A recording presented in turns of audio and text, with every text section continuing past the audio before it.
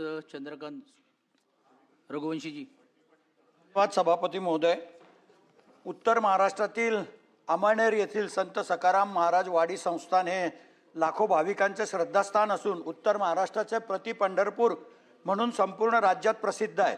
सुमारे 200 वर्षाची आध्यात्मिक, धार्मिक व सांस्कृतिक परंपरा लाभलेल्या या पवित्र क्षेत्रात दिनांक 1 जुलै 2026 रोजी रात्री भीषण आग लागून मोठ्या प्रमाणात नुकसान झाले आहे।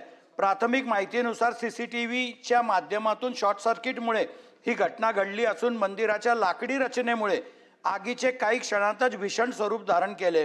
सुदैवाने मंदिरातील देवमूर्ती सुरक्षित राहिल्या असल्या तरी मंदिराच्या इमारतीचे मोठे नुकसान झालेले आहे।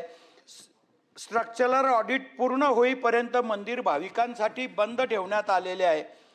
मंदिर बंद ठेवण्यात आलं असं मला माझे मित्र माजी आमदार शिरीष चौधरी यांनी कळवलं आणि म्हणून ही घटना केवळ एका मंदिरापुरती मर्यादित नसून लाखो भाविकांच्या श्रद्धा, राज्याच्या सांस्कृतिक वारशाचा आणि उत्तर महाराष्ट्राच्या आध्यात्मिक अस्मितेचा प्रश्न आहे। दरवर्षी लाखो भाविक या संस्थानात दर्शनासाठी येत असल्याने स्थानिक अर्थव्यवस्था, व्यापारी, लघु उद्योजक आणि पर्यटन संबंधित हजारो कुटुंबाचे उपजीविकेचे साधन तीर्थक्षेत्रावर अवलंबून आहे। त्यामुळे या घटनेचे परिणाम सामाजिक, धार्मिक आणि आर्थिक अशा तिन्ही स्तरावर अत्यंत गंभीर आहेत।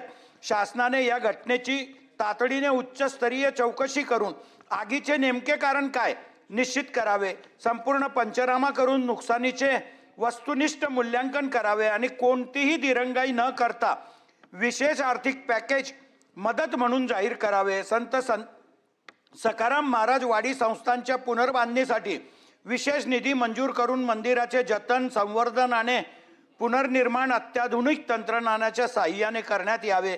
त्याचबरोबर मंदिर परिसरात कायमस्वरूपी अत्याधुनिक अग्निसुरक्षा यंत्रणा, आपत्कालीन प्रतिसाद व्यवस्था, संरक्षक उपाययोजना, भाविकांसाठी आवश्यक मूलभूत सुविधा तसेच संपूर्ण तीर्थक्षेत्राच्या सर्वांगीण विकासासाठी स्वतंत्र विशेष कृती आराखडा तयार करून त्याची तातडीने अंमलबजावणी करण्यात यावी।